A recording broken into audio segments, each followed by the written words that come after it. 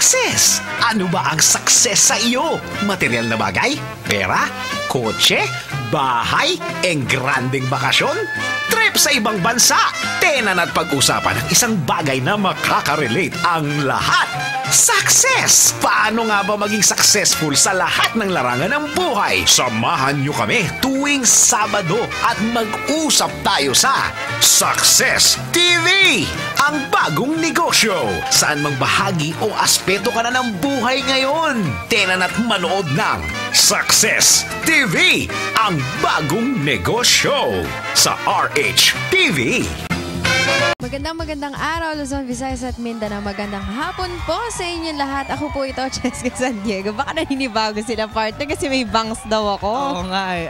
Ito po ang inyong Sir John Calub and welcome to Success TV. Magandang araw sa kanilang lahat. Na-miss nyo ba kami na isang buong linggo? Dami nangyari sa buong isang linggo. Anyways, wini-welcome po namin kayo sa aming program. At ngayong hapon, hindi ko talaga maintindihan kung bakit computer shop ba tayo at meron tayong keyboard, meron tayong printer. Ano ba meron ngayon, Cheska, at napakaraming laptop mo ba to? Ibebenta na rin natin. Ang dami mong gamit dito. Para kang galing sa isang, para kang nag-trading or nag-auction. Ano ba to? Hindi kasi normally, marami akong friends. Dapat yung may mga cellphone pa dito kanina eh. Pinagtigi-tigisahan na nila. Marami akong friends na kumukuha o bumibili instead of buying brand new, bumibili ng mga second hand or minsan brand new din pero online. So nalalaman nila tong mga mas murang products through the internet. Oo, tsaka parang you don't have to hassle yourself na pumunta ka pa sa mall, tapos mag-canvas ka, isa-isa lakarin mo, kiniklik-click mo na lang, nakakapag-canvas ka. Oo nga naman, Galing, no? nakakapagod noon eh. No? No, actually, yan yung ginagawa ko nung panahon ko. Buti na lang sa panahon mo ngayon. Mas mabilis na. Nag-aano ka? Store by store? Oo, kasi pupunta ka sa Raon, pupunta ka sa Quiapo, di ba? Punta ng Gilmore, di ba? And punta ka sa mga Tiangge, hanap ka ng mga products. Nakaka-enjoy pero nakakapagod din, di ba? Bukod sa nakakapagod, buhay mo yung nasasayang dun eh, di ba? Parang waste of time and effort. Effort.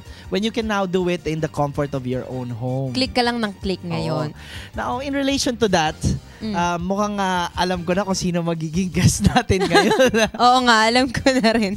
Alam mo, dito sa pag-uusapan natin, sa i-interviewin natin mamaya, marirealize natin, dun sa business na na-conceptualize niya, inumpisahan niya at ginawa niya, alam mo, naging sulit tayo. Hindi lang yung oras natin, yung pera natin, yung effort natin. Sulit na sulit talaga. Oo nga, mismo. At nasulit din natin yung tawag dito, yung paghahanap ng pinakamura, no, na abot kaya ng isang Pilipino. So mamaya makikilala natin siya. Oo, pakikilala namin sa inyo kasi eto mahirap hanapin, bising tao, hindi na ma-reach. Oo nga eh. Kaya very successful. Tama, susulitin namin yung oras na kasama namin siya ngayon. So again, para dun sa mga gustong yumaman at umasenso, this time through the power of the internet, wag po kayong mawawala dahil itong special guest namin. Bibigyan kayo ng tips kung paano kayo magiging successful na tinatawag naming netrepreneur, di ba? Netrepreneur. Ito yung negosyante na ang kanyang business model ay base sa internet. Oo. At Pinoy na Pinoy. At Pinoy na Pinoy. Alright. So mamaya, abangan nyo po, wag kayong magpapalit ng channel. Again, ito ang Sir John ninyo. And Ate Cheska, magbabalik po ang Success TV after the short break.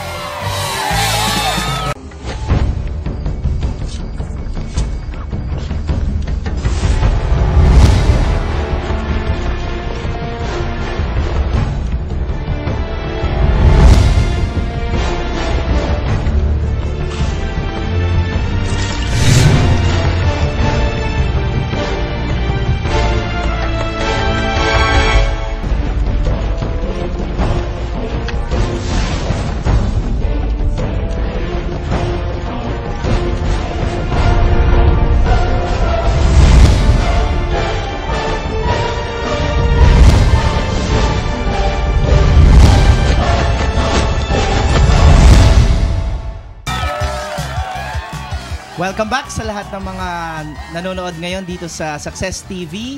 And this afternoon, may papakilala po kami sa inyo na talagang ma-excite kayong lahat. Dahil bibigyan niya kayo ng magandang advice sa pagtayo ng sarili niyong business sa internet. Oo nga. Ako nga na-starstruck eh. Starstruck? Na-starstruck. At saka kaharap ko siya. At saka ako nagulat ako kasi mas bata pa siya sa akin. Well, buti na lang, hindi mas bata sa akin kasi may insecure ako. Oo nga, napaka-successful na niya eh, no? Oo nga. So siguro wag na natin patagalin, Cheska. Nice kong i-welcome natin nating dalawa dito sa show natin ang Managing Director ng pinakamalaking local website ngayon, yung sulit.com.ph. Walang iba kundi si Mr. RJ David. Yay! Alright. So, welcome po dito sa Success TV, Sir RJ. Good morning. Magsaserve ba ako? Mas bata pa kayo sa akin. RJ na lang. RJ na lang. lang. Magkakaedad lang naman tayo. Yun, no? So, siguro, RJ would like to start by asking you about your background in terms of siguro yung pag-setup nyo ng sulit. How did you started this very, very powerful idea? Actually, the funny thing about this business is experiment website lang namin ng wife ko, yung sulit.com.ph. I was a freelance developer before. Then that was year 2006. In yung time nung Web 2.0 sa US, in yung time wherein yung mga young individuals creating something great sa internet. So naisip namin ng wife ko, why not create something on our own? Kasi nga gumagawa ako ng website sa mga clients. So why not create for our own? Ang main problem namin nun is wala kaming idea kung ano yung business or ano yung category na ita-target namin sa market. And my wife came up with this idea, why not create a classified ads website na marami yung categories. And ang gagawin namin is we're going to run that website in a number of months, then titingnan namin yung traffic ng bawat category. Kung ano yung pinaka-popular doon, yun yung gagawin namin. Wow. So doon siya nag-start. Galing. That's a good idea. That's a very, very good start, no? Yeah, oo. Sir RJ, hindi ba naging... Baka sabihin kasi nila, magaling ka na kasi talaga sa computer even before. Yun ba talaga yung career mo, yung course mo, pati ng wife mo? Actually, yung wife ko yung computer science graduate. Ako, mechanical engineering graduate. O, diba? So medyo, malayo talaga siya. At sa classifieds, definitely, wala kang background. Wala talaga. Biglang sales, no? Biglang sales. Siguro kasi noon, ang maganda lang na nangyayari is, yung passion ko talaga nasa programming. Nung kumuha ako ng entrance exam nung college, is first choice ko yung mechanical engineering, second choice ko yung computer science. Unfortunately, pumasa ako doon sa mechanical engineering. Kaya doon ako napunta. Ang nangyari, every time na mayroong vacant time ako nung college, nasa library ako nag-aaral ako ng mga computer books. O, diba? So, ang nangyari, pag-graduate ko ng ME, medyo alam ko na rin yung programming. So, itong sulit.com.ph, kailan nyo po ito sinimulan?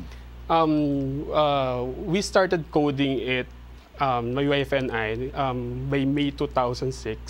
Then, we're actually planning it to launch by August 2006. So, this was just basically 4 years ago lang? Yeah, oo. Ang nangyari noong August 2006 is may dalawang big companies na pumasok sa US in the same market. There came 88db.com, which is part of JobsDB, and they have a lot of marketing power. Nasa TV sila, nasa radyo, nasa newspaper.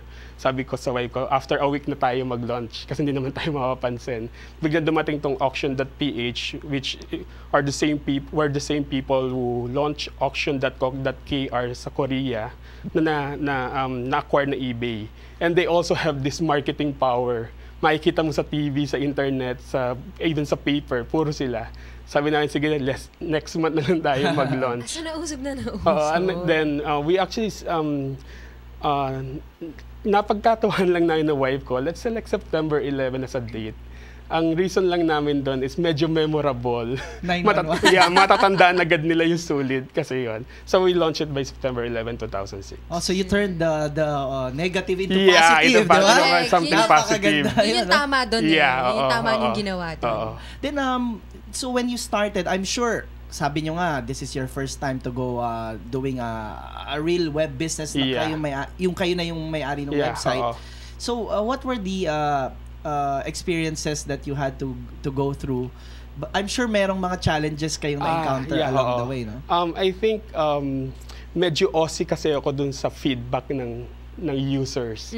So, anong nangyayari nun is, sobra yung sa support, lagi ako nakamonitor dun sa kung ano man yung hinihingi or may tulong na hinihingi yung mga users. Actually, ang nangyayari is naka-open yung computer ko sa kwarto ko. Natutulog ako every hour, nag-a-alarm ako. Kasi chinecheck ko baka may nag-post ng question. Ang praning. Oo, sobra. Siguro yun. Masyado akong obsessed na ma-resolve kung ano man yung problem or yung pag may feedback yung user, kapag, uy, maganda to ini-implement ko agad sa website. Agad-agad, Yeah, diba? oo. Wow, that's very cool.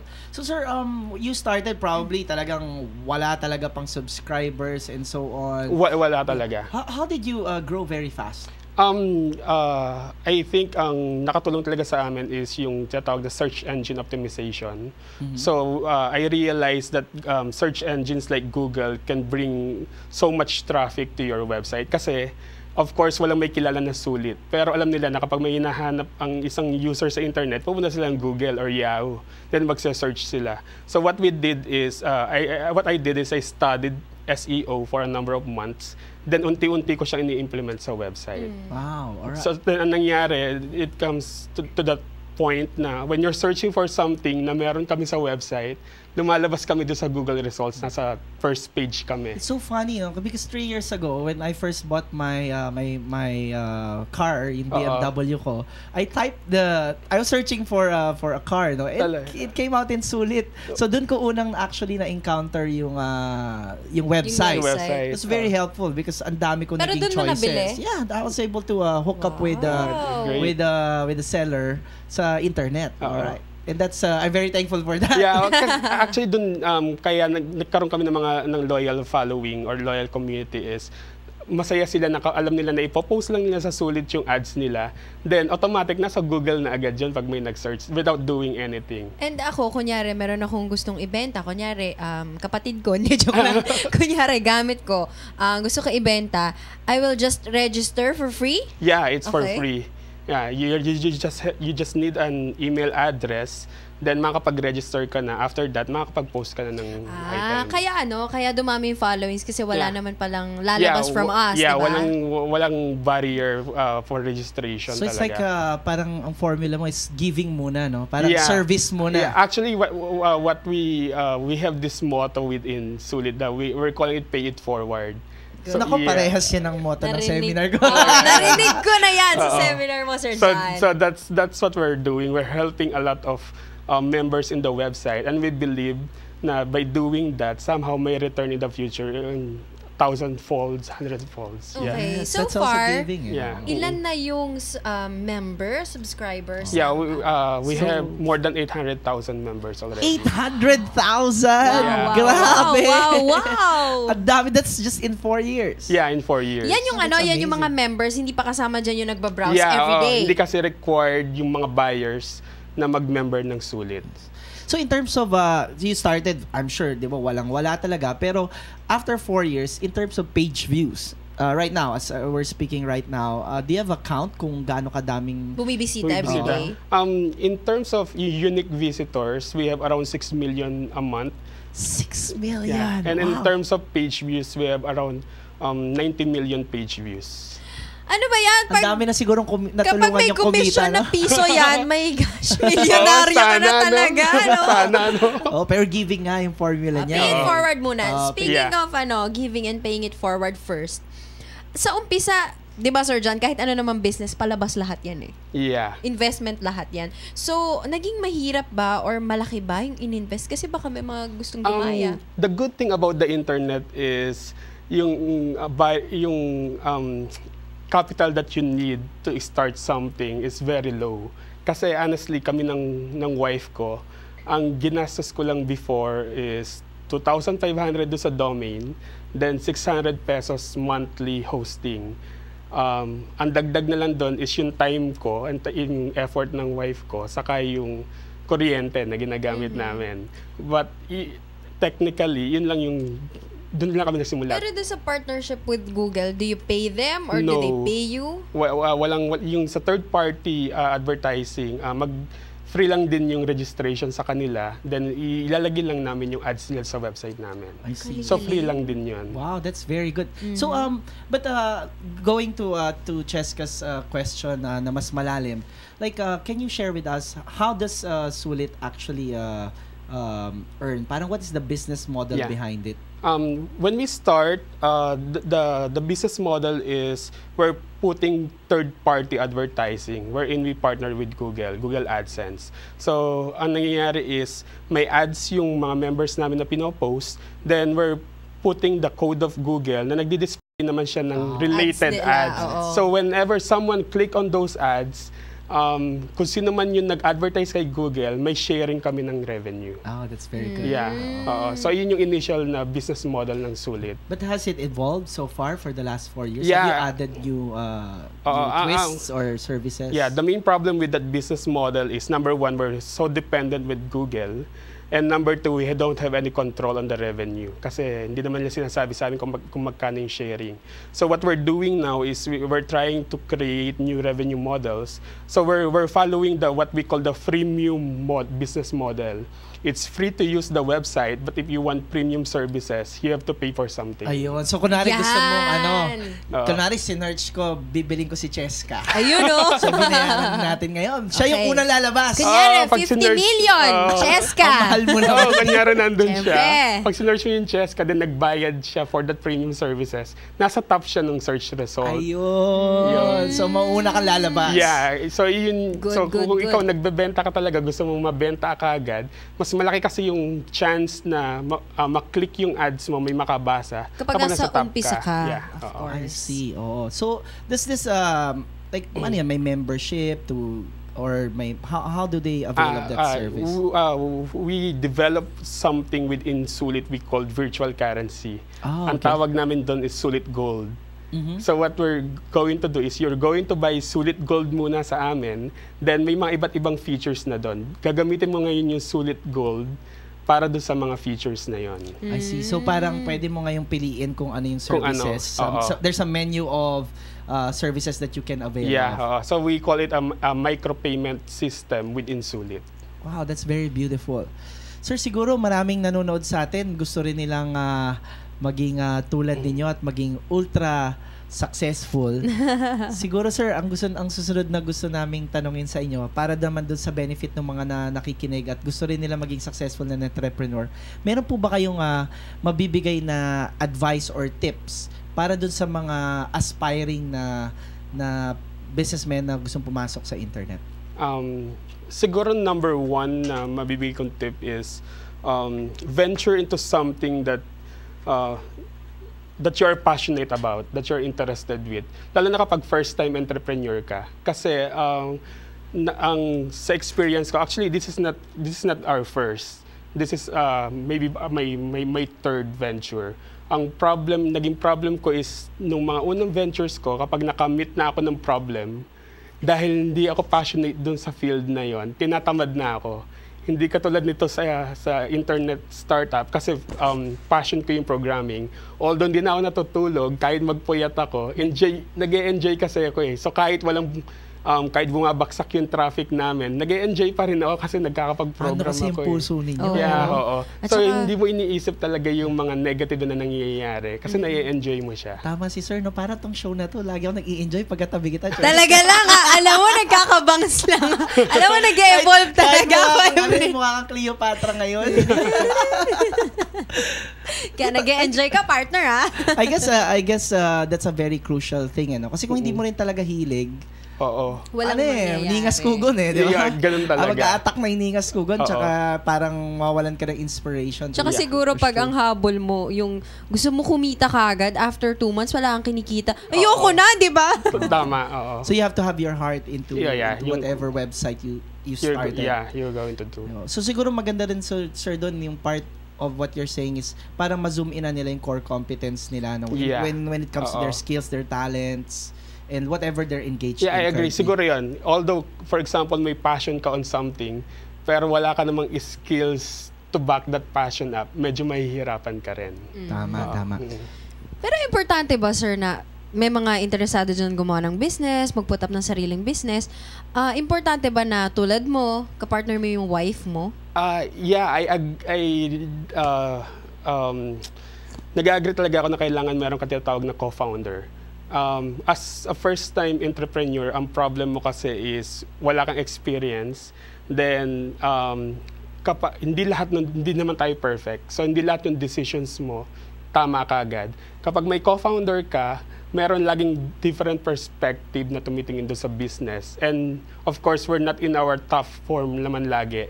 So lagi may sasalo. So mas maganda yung lagi kang may katulong and a different perspective sa business. Wow, that's very, very good. Buti na lang sa show na to, meron akong co-founder and partner. Ayun na. Ikaw, nakakadalawa ka na. Bibingo ka na sa akin. Isa na lang, bibingo na. Tama.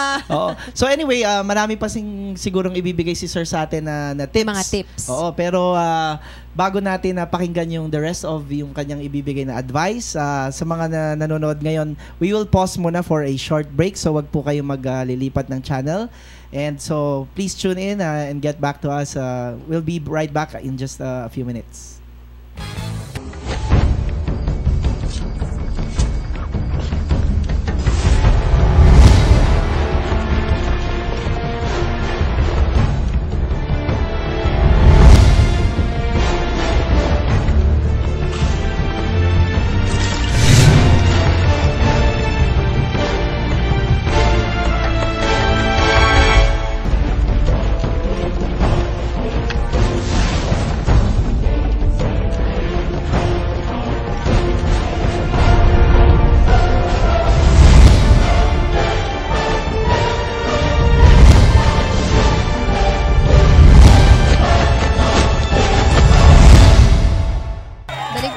Success TV, kasama pa rin Cheska San Diego at ang aking kapartner na sulit. Sir John Kalu. Oo nga. Parang labas sa ilong Hindi labas sa puso, sa kaluluwa. Passion ito. Anyway, second part na po ng ating interview sa Managing Director and Founder ng Sulit.com. Alright, .ph. Alright. So, sir, na-mention nyo kanina, so ito na, nagtayo ka. Practically, lahat ng mga taong nanonood siguro, they're wondering, how about capitalization? Yung pangangapital mo sa isang internet business. What would you advise them to do? Sa internet business kasi medyo maliit yung capital na kailangan mo. So I really recommend na as long as you can support the business yourself, i-support mo muna. Huwag ka munang kumuha ng funding kung saan-saan. Kasi ang problem with money, kapag nandyan na yung pera, nasa isip mo na is gagastusin mo na to. But kapag wala ka pang pera, magiging creative ka sa pag-isip kung ano pwede mong alternative na gawin. So ang maganda doon is mas nakakaisip ka kung ano yung maganda para sa business. And most of the time, may mga nakikita akong entrepreneurs na nagre-raise sila ng funding, tapos for example, for a certain amount, tapos maliit lang pala yung kailangan nila. So ang mangyayari is sayang lang yung pera. So parang gagamitin lang nila kung saan-saan sa luxury, sa isang magandang building. Hindi magandang simula. Naalala ko tuloy, sir, nung early age natin sa internet, around 2000, diba, nauso yung mga tinatawag na IPOs. IPO. And a lot of the internet startups started doing IPOs. Kumbaga, at that time, hindi pa talaga malaki yung internet. Konti pa lang ang naka-hook up sa web. And most businesses actually really failed. Parang nangyari, it's all hype Oo. And so, laki ng perang nakuha nila. Hindi naman nila na-meet yung targets nila sa business model nila. So, I agree with you, sir. Yung sa sinasabi nyo na siguro, right now, you have to be cautious. Dapat mong maramdaman kailan yung tamang time to get more funding. No? Yeah, and for me, ang nakikita ko is, although sinasabi natin na successful na yung Sulit, ang nakikita namin as of now is wala pa kaming repetitive business model. So we're still trying to find that repetitive business model wherein kapag in-injectan mo na ng pera, kaya mo na siyang scale. So that's why wala pa kaming plans of going IPO or raising more funds kasi we're still building that business model. Yeah, mismo. Yeah. For That's very good. for first-time business or entrepreneurs, pwede ba natin sabihin sa kanila na after 6 months, after 1 month, dun ka palang talagang kick off, parang ganun? Hindi mo rin masasabi. Actually, along the way, kasi maraming failures ka ring madadaanan eh. I think as an entrepreneur, dapat kaya mo mag-take ng risk and you're not afraid to fail on something. Kasi kahit sabihin mo, kunyari nagplano ka ng 1 year, most probably hindi mangyayari yung pinilano mo ng 1 year na yon. It can be extended up to 2 years. So kapag, for example,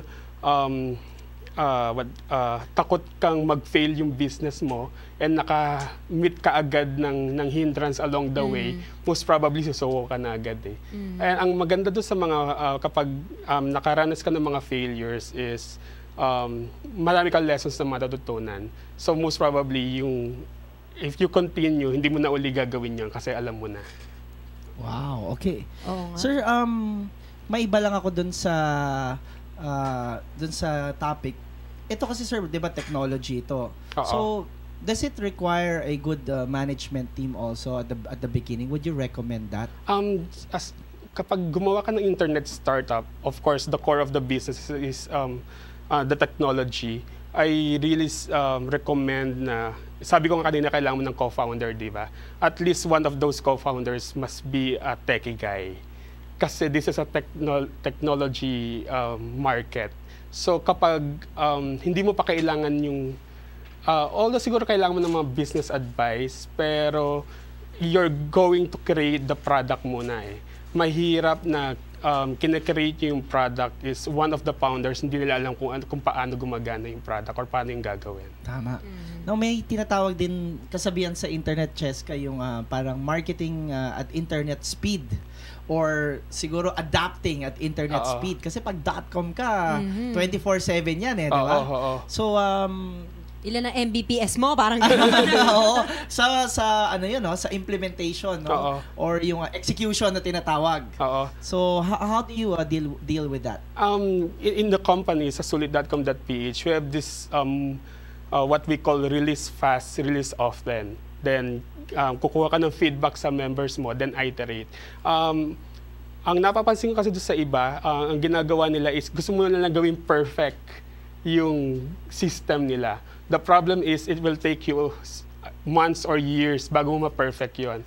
Baliktad sa amin. Kapag may naisip kami now, ang gagawin namin yung pinakasimpleng implementation ng naisip namin. Then, i-release agad namin siya. Minsan, in a day nasa website na namin siya. Then, titingnan ngayon namin kung anong feedback from the users. So, doon namin ma-check kung yung inisip namin, yun ba talaga yung gusto ng users. Kung hindi gusto ng users, hindi na namin siya itutuloy or tatanggalin namin siya. At least konti lang yung effort na binigay namin. Now, pag nakita namin na gusto ng user, unti-unti ngayon namin siyang i-upgrade kung ano man yung gusto nila. Sir, parang nare-relate ko yan doon sa sinabi nyo kanina off-air, yung nagkukwentuhan tayo before we started the interview. You mentioned na sa start, parang, syempre lahat pwede mag-post and ano, yung parang may nasabi kayo kanina, yung picture nilagay ng magandang babae. Tapos, naglagay siya ng parang number. I think sa personal, so parang gano'n, no? Kapag may galit ka sa isang Bakit dati ba pwede maghanap ng textmate dyan? Oo, kasi may personals category kami. Imagine, malaki yung effort na rin na nailagay namin nun. But, nakikita namin na negative lang yung nagiging dating doon sa business. So, and yung mga members nagre-reklamo na merong ng gantong category. So, we have no choice but tanggalin yung category na yon. I see. So, yun din siguro. So, yung feedback, sir, na sinasabi. Yeah, na sinasabi. And of course, for our side, dapat kaya namin i-accept na kaya namin tanggalin yung isang pinaghirapan namin kung hindi naman okay yung dating sa mga members. Kaya kailangan mag-release, di ba? Yeah, oo. You don't have to hold on. Tsaka nagbabago rin kasi talaga yung takbo ng kasi internet. Hindi yung, kung ano kasi yung iniisip mo, most probably, hindi yun yung gusto ng members eh. May mga variations na mas gusto nila. Pero, sir, dumating na ba sa time na parang naguluhan ka na, ano ba talaga gusto nyo? Ano ba talaga yung gagawin ko? Parang gano'n. Oo, kasi recently nag-change kami ng look ng website. The reason is marami kami nakukuha ang feedback na magulo daw nga yung website, ang hirap i-navigate. So ang nakikita, and most probably you cannot please everyone. Of course. We have hundreds of thousands of members. So a few of them will really not agree kung ano yung ginagawa namin. So what we're just going to do is, we're always thinking of the majority. Kung ano yung magbe-benefit yung majority, dun kami. Of course, we cannot please everyone. Juicy pa no? Hindi na nga sila nagbabayad sa website. Nanggugulo pa kayo. Sir, let's say ako, gusto ko mag-post or even advertisers that you have, nakikita ko nga yung mga banners. Siguro, importante kasi yun sa mga gagawa ng website eh.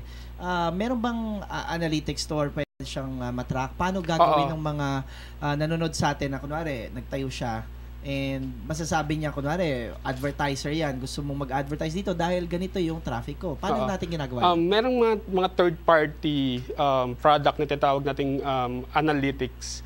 Ang ginagamit namin ngayon is yung Google Analytics. Yeah, I think so. They provide Google Analytics. The good thing about internet is sobrang daling i-track kung sino yung nagbi-visit sa'yo, saan siya nanggaling, anong keywords yung sinearch niya. Sa isang internet company, sobrang importante yung analytics. Kasi although akala mo, feeling mo maganda yung business, yung analytics talaga yung nagpapakita ng truth behind your company. By the numbers talaga. Yeah, makikita mo kung tumataas ba yung traffic mo. For example, saan ba nanggagaling yung traffic? So, mas magandang mag-focus ka doon para mas lumaki yung traffic mo. Something like that. Akala mo lang sumisikat ka, hindi pala. Oo, feeling mo lang kasi mga friends mo, laging sinasabi, uy, ang ganda ng website. Sila lang pala yung nag-visit every now and then. Very specific no, sa internet. Ultimo yung mga pages na laging binibisita. Oo, malalaman. So, ano nangyayari sa amin is, for example, alam namin na cars yung pinaka-visited category namin now. So, we're thinking of a lot of new features para mas expose yung cars category namin. Without those analytics, hindi namin malalaman yun. Wow, that's very Ako may powerful. question, no? Wala namang permanente sa mundong to, di ba? Yeah. For the past 4 years, nakita natin, ang bilis, di ba, ng progress. Pero, naiisip mo ba, Sir RJ, na eventually siguro malalaos din to? I think malalaos yan kapag hindi mo pinagpatuloy yung innovation sa internet. Internet is a fast-paced market. Sa amin, innovation is really key para sa mga internet businesses to succeed. Parang ganito lang yan. Just a year ago, 2 years ago, ang top social networking sa Philippines is Friendster. After a year, Facebook na. O nga, nawala na yung friends, Very namatay, drastic, no? Very so, drastic. ganun kabilis. In span of a year, nawala agad sila. So, dapat talaga, because the trend is really fast. So, dapat sa isang internet company, you keep on updating, you keep on innovating para makasabay ka doon sa market. Wow. Sige sir, siguro last ko na tanong, paano naman yung etong mga nauusong social networks ngayon? In fact, may movie pa yata nalalabas sa The Social Network. about sa Facebook, sa Yeah. founders ng Facebook. How do you leverage on that kahit yung sa inyo ang laki na nung base ninyo? Yeah. Sa isang internet startup, katulad ko sabi ko kanina, di ba, merong internet startup na technology talaga yung core. For example, you're just planning to sell something online. Then, hindi mo alam kung paano gumawa ng website. The good thing about this is may mga platforms ka na pwedeng gamitin.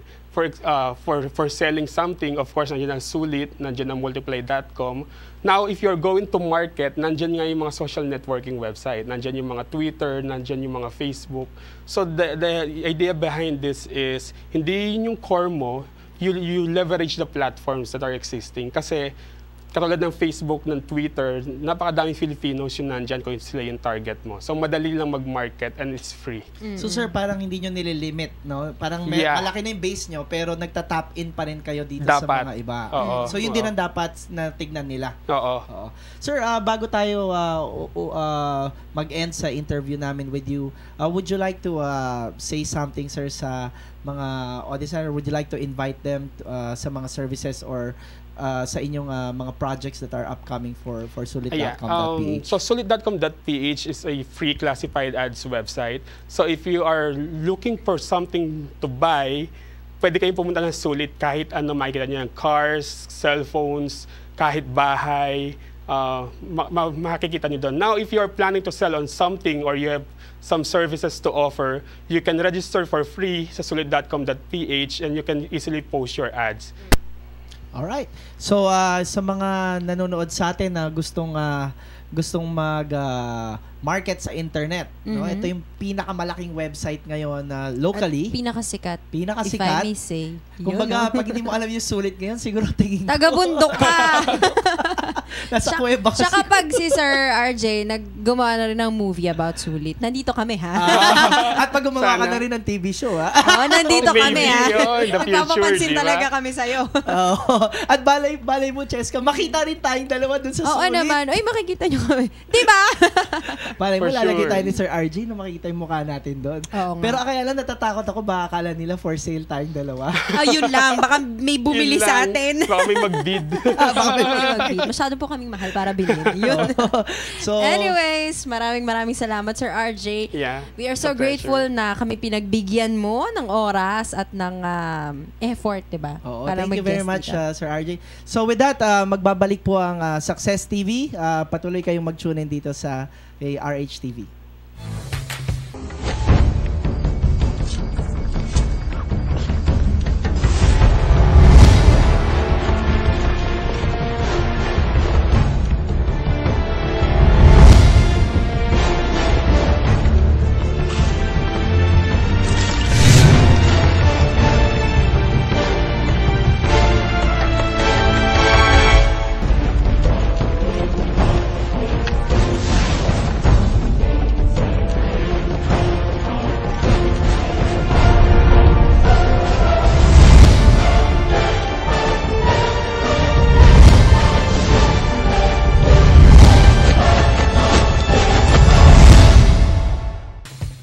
Okay, ito na tayo sa last part ng ating show na ayaw natin. Oo nga eh. Pero masaya pa rin to, no, Oo Cheska? naman. Kasi we have another week to enjoy and to have fun, to feel good bago tayo magkita ulit. Para ma-miss naman natin ang isa't isa. Yeah. Sige, mamimiss natin talaga isa't isa. Pero para lalo mo akong mamiss, ay by the way, yun nga, Oo. para bago mo Kasi bago kanina tayo magwalay. nandun, ang nababasa ko lang ito, start early. With what? Oo nga, start early. Pero siguro bagay na bagay ito dun sa naging show natin today. Kasi yung pinag-usapan natin, internet startups eh. How to start an internet company, starting it early. So siguro this applies to lahat ng ginagawa natin sa negosyo. Kung may idea ka, gawin mo na. Oo nga. Ganon din sa pera mo siguro. Mas maganda, magtabi ka na ngayon pa lang. Oo nga. Katulad ng sinasabi ko sa Money Magnet Seminar ko. Oo nga, 'di ba? Kung kaya mo naman gawin ngayon, bakit ipagpapabukas mo, 'di ba? Exactly. Kasi kalaban ng success is procrastination. Katamaran, in short. Or putting for tomorrow what you can do today. Yan. So sabi dito, gawin mo na ngayon, start early, and you'll finish wealthy. Di ba? Simulan mo na maaga at yayaman Tama. ka. Di ba? Kita mo kami, nag-umpisa ng maaga. Ang babata namin. Oo.